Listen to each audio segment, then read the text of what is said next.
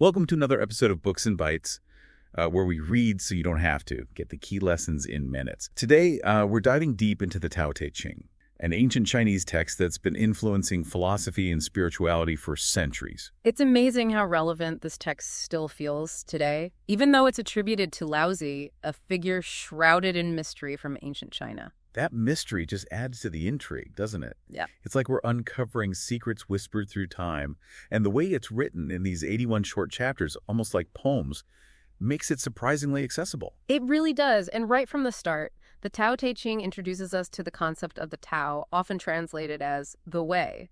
But here's the paradox. It tells us that the Tao is ultimately beyond human comprehension. So how can something be so central to existence, yet undefinable? So that's a tough one to wrap your head around. It is. The Tao Te Ching describes the Tao as the source of everything, the underlying principle of the universe. But it emphasizes that we can't fully grasp it with our limited human minds. That makes me think of trying to explain the internet to someone who lived 200 years ago. You could describe the technology, the connections, the information flow, but they wouldn't truly get it until they experienced it. That's a fantastic analogy, and that's precisely the point. The Tao Te Ching is an invitation to experience the Tao, to live in harmony with it, even though we can't fully define or understand it. And that brings us to the concept of Wu Wei, often translated as effortless action. Okay, how can we achieve anything without effort? That seems counterintuitive. It's not about doing nothing. It's more about aligning your actions with the natural flow of things, working with the Tao instead of against it. Imagine a seasoned sailor adjusting their sails to harness the wind. They're not forcing the wind, but they are guiding their boat with skill. So instead of struggling against the current, we should learn to ride the waves. Precisely. Think about a time you tried to force a solution at work only to create more problems.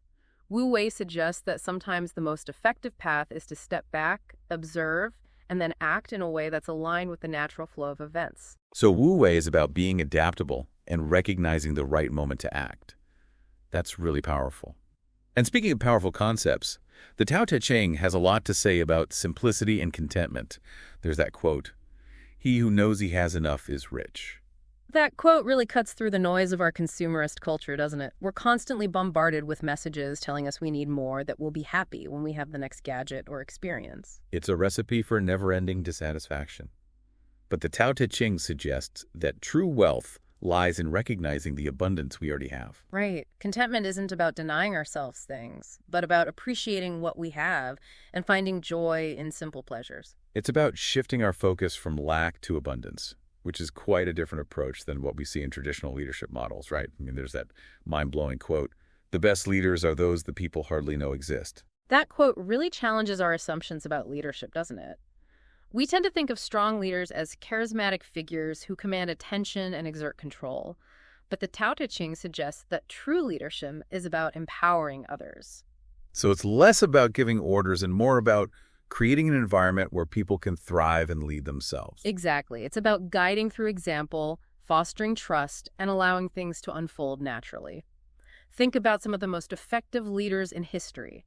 They often work behind the scenes, empowering their teams to achieve great things. And this brings us to the concept of yin and yang, the interplay of opposites that's so central to Taoist thought. It's the idea that seemingly opposing forces are actually interconnected and define each other.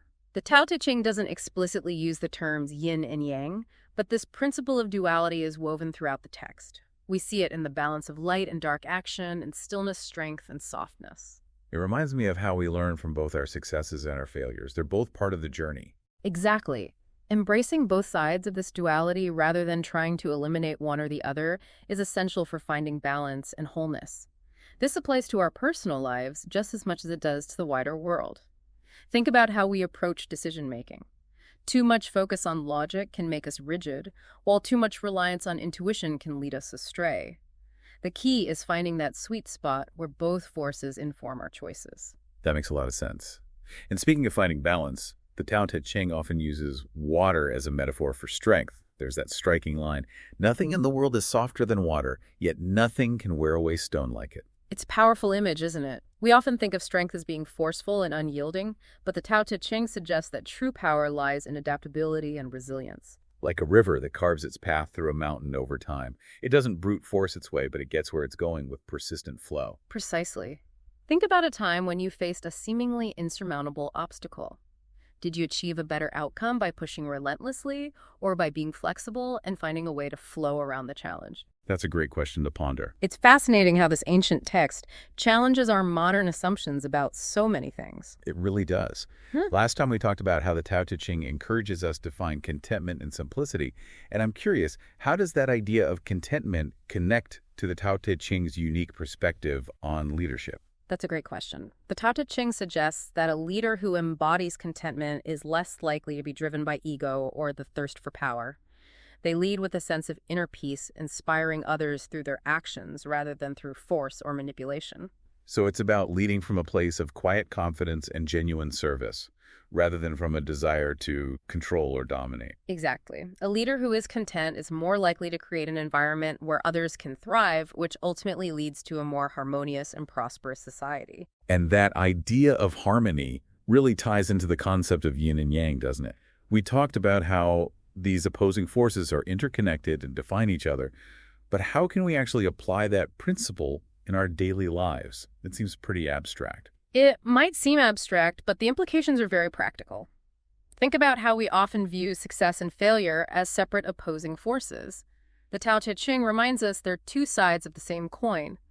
We can't truly appreciate success without having experienced failure, and we often learn more from our setbacks than from our triumphs. So instead of feeling failure, we should see it as an opportunity for growth and learning. It's about embracing the whole spectrum of experience. Precisely. And this duality applies to so many other areas of life. Think about strength and gentleness, for example. We often associate strength with being assertive and dominant, but the Tao Te Ching suggests that true strength also lies in flexibility, compassion, and the ability to yield when necessary. It's like that saying, the oak breaks in the storm, but the willow bends and survives. Exactly. Or think about how we make decisions. We need both logic and intuition. Logic helps us analyze and plan, while intuition guides us toward what feels right. The key is finding that balance, that sweet spot, where both forces are working in harmony. Finding that balance seems to be a recurring theme in the Tao Te Ching. And this brings us back to the metaphor of water, which we touched on earlier. The text says that nothing is softer than water, yet it can wear away stone. That's a powerful image of gentle persistence. It is, and it challenges us to rethink our assumptions about strength and power. We tend to think that being forceful is the only way to overcome obstacles. But the Tao Te Ching suggests that there's another way, the way of water. It finds its path, it adapts to its surroundings, and ultimately it shapes even the hardest materials with its persistent flow. So it's about being adaptable and resilient, finding a way to navigate challenges without resorting to brute force. Precisely. It's about recognizing that sometimes the most effective path is the one that flows around obstacles rather than directly confronting them. Now there's one more concept I want to explore, the Tao Te Ching's perspective on desire.